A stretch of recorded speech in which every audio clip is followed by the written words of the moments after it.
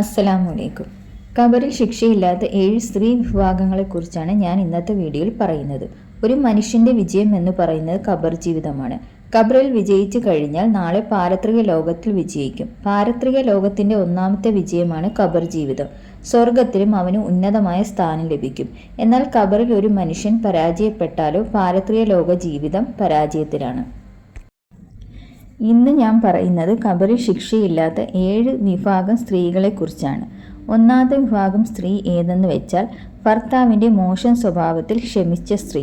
ആ ഭാര്യയോട് പരിശുദ്ധ ഖുർആൻ പറയുന്നത് ഭർത്താവിൻ്റെ ദുസ്വഭാവത്തിൽ ക്ഷമിച്ച സ്ത്രീ അവരുടെ ഖബർ ജീവിതം വിജയത്തിലാണ്.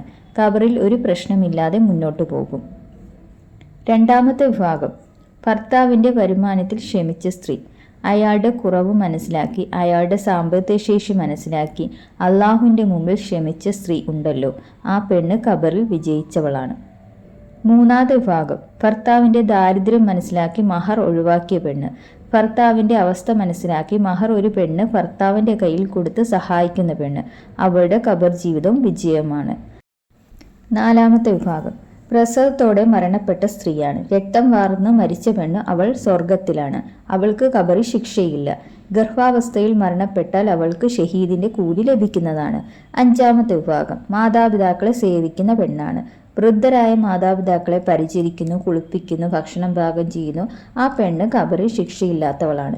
എല്ലാവരും മാതാപിതാക്കളെ സ്നേഹിക്കണം.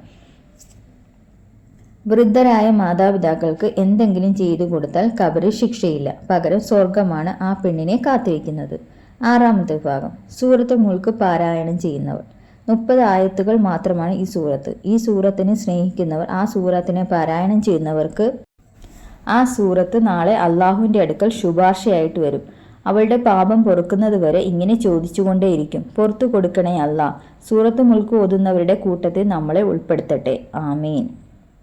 ഏഴാമത്തെ വിഭാഗം വെള്ളിയാഴ്ച ദിവസം രാത്രിയിലോ പകലിലോ മരിച്ച സ്ത്രീക്ക് ഖബറിൽ ശിക്ഷയില്ല.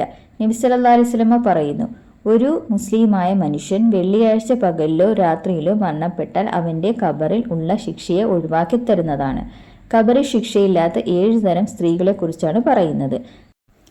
ഖബറിൽ ശിക്ഷയില്ലെന്ന് പറഞ്ഞാൽ പാരത്രിക ലോകത്ത് ശിക്ഷയില്ല എന്നാണ്. നമുക്കെല്ലാവർക്കും ഈമാനോട് കൂടി മരിക്കാൻ അള്ളാഹു തൗഫീക്ക് നൽകട്ടെ, ആമീൻ. അസ്സലാമു അലൈക്കും.